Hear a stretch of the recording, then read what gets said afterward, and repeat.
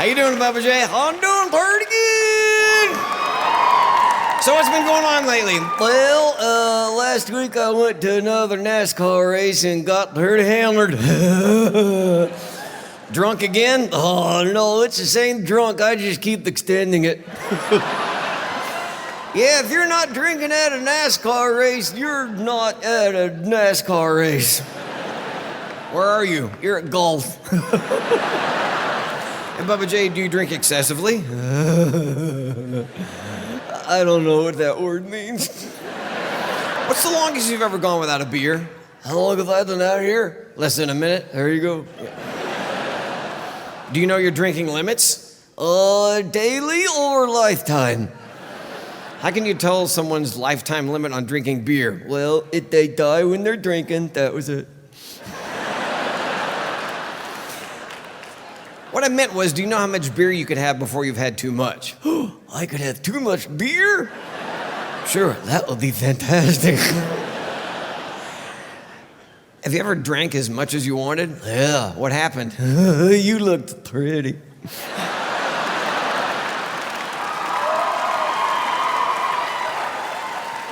Can't you have fun without beer? Yeah, but why risk it? I don't know. Would you rather drink beer out of a can, a bottle, or on tap? Oh, yes, yes, and yes. Just remember, Bubba J, you should never drink alone. You're not fooling anybody. That's why you have us.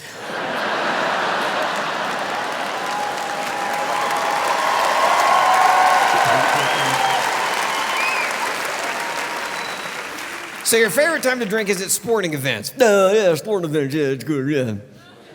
Do you drink beer every day? Only on like days off. Oh, you don't have a job. Ta-da! My favorite holiday to get drunk on is St. Patrick's Day. Oh. Oh, there's all the Germans. Right. I didn't know you were Irish. I'm not. I also get drunk on Cinco de Mayo and Martin Luther King Day, and I'm not Mexican or black. Oh, okay. Oh, sorry. What? I don't want anybody thinking I'm racist. Why would anyone think you're racist? Because I said Mexican. And I also said black. Sorry about that. Bubba J, it's okay to say Mexican and black. It is? Sure. Why? Because everybody here is white?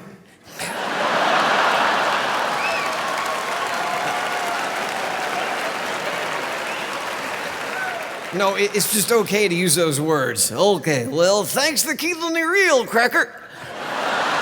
The first hour of being drunk is the best hour of the night because your buzz is fresh. You're happy, you don't feel fat, you haven't cried yet. You're still somewhat of the self you were when you were sober. You still could ostensibly operate heavy machinery if an emergency were to arise, okay? You're that buzz, you're feeling awesome. Your synapses haven't been soaked in alcohol, so you're still alert. You're feeling awesome. You walk into that bar like you own it. Fucking kick that door open, even though it's a pull-in door. You don't care. You're just walk in. Let's do shots, bitches. You and your awful friends line up at the bar. You're like, let's do shots. You're doing shots you have no business doing. Let's get Jägermeister, Goldschlager, Rumpelmans, Aftershock. Do you have anything else that tastes like Christmas and vomit?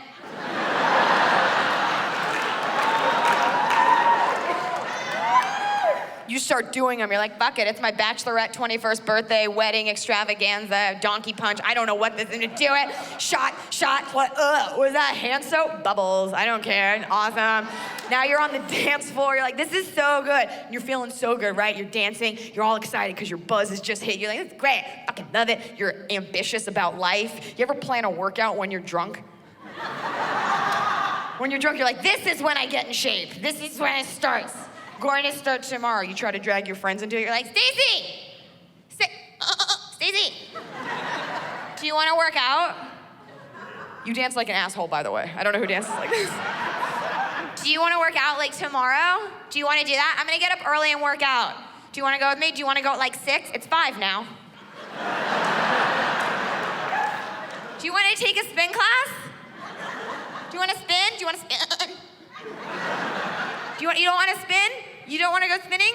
You don't want to sit on a stationary bike and tolerate getting pounded in the rectum for an hour while some twinked out spandex queen yells at you over a shitty remix of U2's It's a Beautiful Day in total darkness.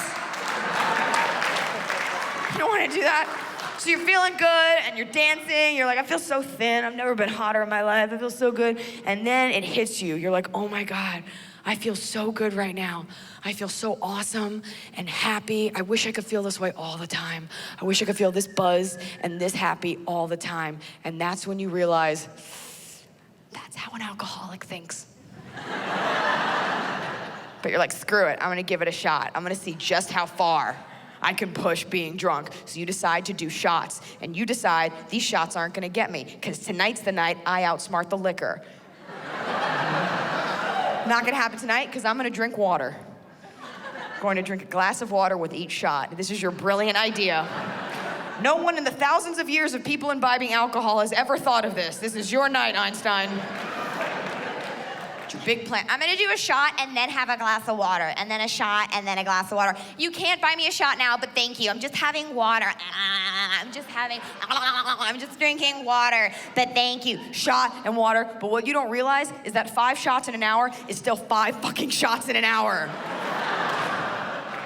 You want to drink all that water like a crazy camel? Yeah, good job. Now you're bloated and you have to pee. Way to be. Because when a girl's gotta pee, everything has to come to a halt. Every girl's gotta go with her. I have to pee. Do you have to pee? And you can't go alone. No. Will you stop what you're doing and come with me? I have to pee. Do you have to pee? I have to pee.